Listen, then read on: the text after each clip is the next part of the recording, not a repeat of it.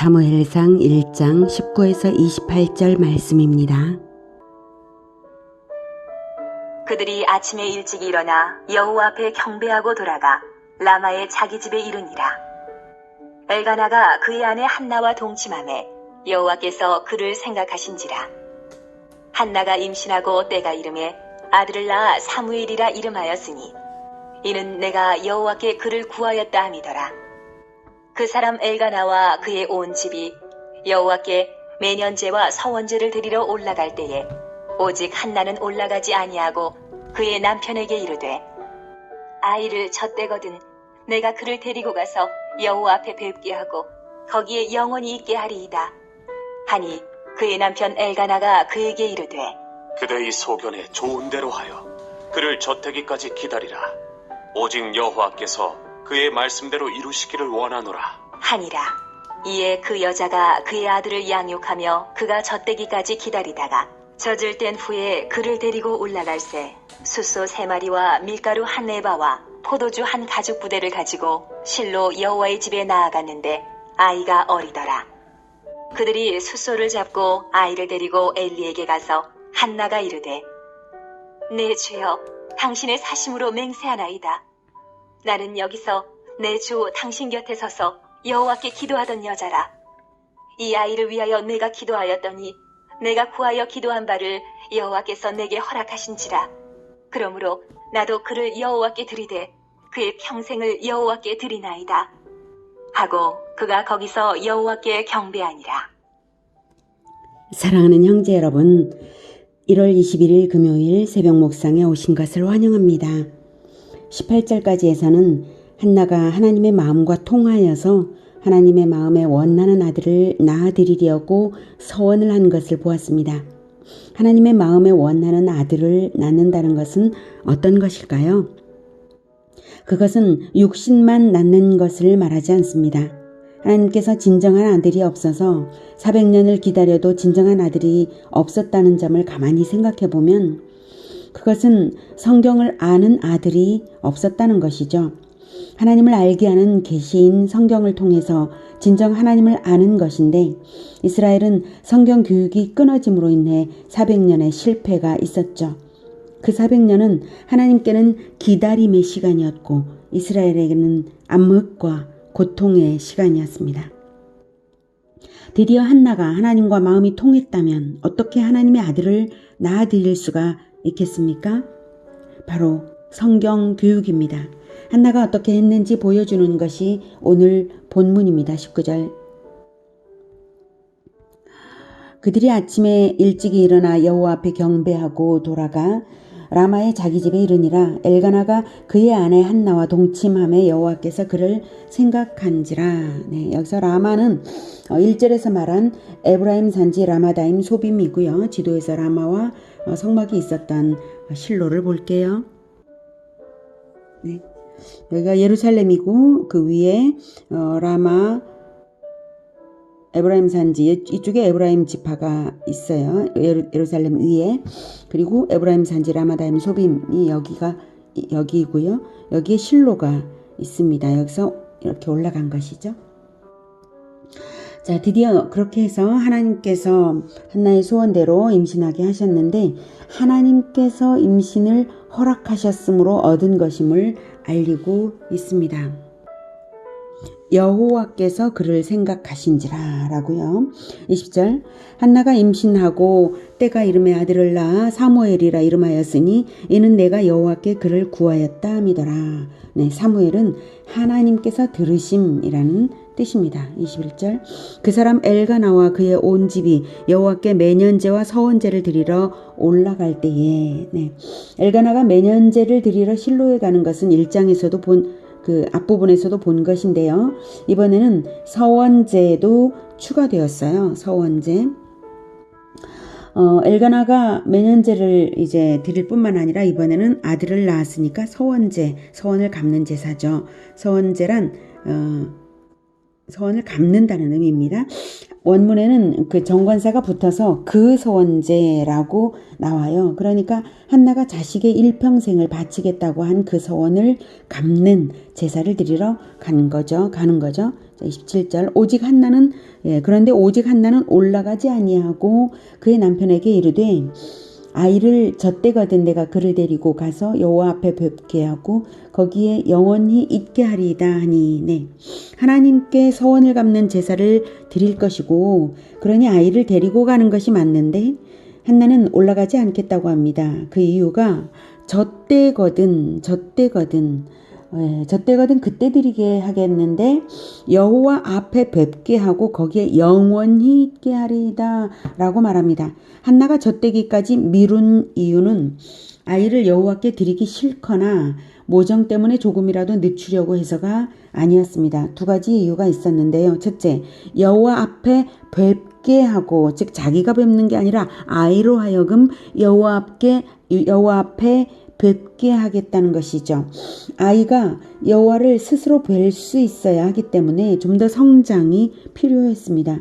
자립적인 신앙심이 생기도록 하겠다는 것이죠. 아이를 드리겠다고 서원했다고 해서 어미의 독단에만 의할 것이 아니라 아이의 마음에 여호와를 뵈어서 자신을 드릴 수 있어야 한다는 것입니다. 다음으로는 거기에 영원히 있게 하리이다 했죠. 거기에 영원히 있게 하기 위해서는 아이의 신앙심의 성장이 반드시 필요했습니다. 아이를 성막에 갖다 놨다고 해서 그의 평생이 정말로 드려질지는 알 수 없는 일이지 않습니까? 그러므로 아이가 진정 자신의 평생을 하나님께 드릴 수 있도록 성장이 필요했고 교육이 필요했던 것입니다. 그러려면 한시도 아이를 떼놓지 않고 정서적으로 만족시켜주고 또한 성경을 가르쳐 주어야 했습니다. 젖먹이에게 무슨 성경 교육이냐고 하시겠지만 원래 이스라엘은 젖을 4살 전후까지 오래도록 충분히 먹이고요. 젖먹이는 때부터 엄마들은 젖을 먹이면서 성경을 읽어줍니다. 교육학에서는 만 3세까지의 과정이 인생의 거의 모든 부분을 결정한다고 합니다. 그래서 어렸을 때는 결코 엄마가 아기를 떼놓지 않고 이렇게 성경을 읽어주면서 기르는 양육하는 것입니다. 이스라엘의 방식이 맞는 것이죠. 그래서 모세의 경우도 친모 손에서 젖될 때까지만 자란 것인데도 여호와의 신앙이 투철했던 것이 바로 그 이유입니다. 한나는 바로 그 목표를 가지고 여호와 앞에 뵙게 하고 거기에 영원히 있게 하기 위해서 한시도 아기를 떼놓지 않고 안정시키며 하나님을 알게 하기 위해서 결코 떼놓을 수 없어서 서원제조차도 참여하지 않겠다고 한 것입니다. 서원제가 진정한 서원제가 되게 하려는 것이었습니다. 23절 그의 남편 엘가나가 그에게 이르되 그대의 소견에 좋은 대로 하여 그를 젖대기까지 기다리라. 오직 여호와께서 그의 말씀대로 이루시기를 원하노라 하니라. 이에 그 여자가 그의 아들을 양육하며 그가 젖대기까지 기다리다가 엘가나가 허락하면서 기원하는 말에서도 한나가 왜 젖대기까지 기다리는지를 다시 확인시킵니다. 오직 여호와께서 그의 말씀대로 이루시기를 원하노라. 한나가 젖먹이면서 하나님의 말씀을 아기에게 들려줄 것이고 들려주는 그 말씀대로 오직 여호와께서 이루시기를 원하노라는 것입니다. 그 말씀대로. 아기는 알아듣지 못할지라도 오직 여호와께서 아기 귀에 들린 대로 역사하시길 원한다는 기원입니다. 24절 젖을 뗀 후에 그를 데리고 올라갈새 수소 3마리와 밀가루 1네바와 포도주 1가죽 부대를 가지고 실로 여호와의 집에 나아갔는데 아이가 어리더라. 서원제 즉 서원을 갚는 제사를 드리는데 수소를 3마리나 끌고 간 것은 서원제를 드리면서 감사제도 드리기 위한 것입니다. 한나는 사무엘의 헌신을 감사로서 올려드린 것입니다. 이게 올바른 신앙입니다. 우리가 하나님께 헌신할 수 있는 것 자체가 구원받은 감사로서 마땅한 것이지 헌신이 공로가 되는 것은 아니니까요. 진정 구원에 대한 감사로서 헌신이 감사로서 이루어질 때 하나님께서 영광 받으십니다. 아이가 아직 어리더라는 것은 아기였다는 뜻이 아니라 레위인이 성전의 봉사자가 되는 나이는 원래 적어도 20살 이상은 되어야 하는 것인데 그것에 비해 아주 어렸다는 뜻입니다. 25절 그들이 수소를 잡고 아이를 데리고 엘리에게 가서 제물을 드리는 데에도 믿음이 나타나고 있습니다. 서원제로 소를 가져갈 수도 있고 염소나 양을 가져갈 수도 있는데 수소를 가져갔죠. 속죄 제물의 규례를 보면 드리는 자의 신분에 따라 제물이 다른데요. 제사장의 경우가 바로 수소입니다. 그 경우를 적용하여서 사무엘을 드리되 제사장적 존재로 하나님께 헌신하는 서원으로 갚아드리기 위해 수소를 드린 것입니다. 27절 한나가 이르되 내 주여 당신의 사심으로 맹세하나이다. 나는 여기서 내 주 당신 곁에 서서 여호와께 기도하던 여자라. 이 아이를 위하여 내가 기도하였더니 내가 구하여 기도한 바를 여호와께서 내게 허락하신지라. 그러므로 나도 그를 여호와께 드리되 그의 평생을 여호와께 드리나이다 하고 그가 거기서 여호와께 경배하니라.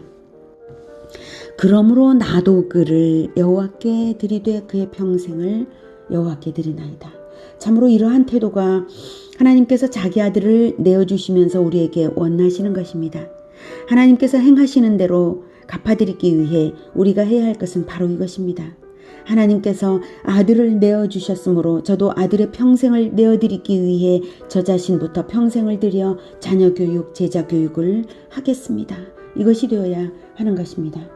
한나는 비록 젖되기까지만 아들을 교육했지만 진정 평생을 드리기 위해 온 정성을 기울이고 한시도 떼지 않고 성경을 읽어주어서 진정 여호와 신앙을 심어주고서야 서원제를 드리며 대제사장의 손에 아들을 맡긴 것입니다.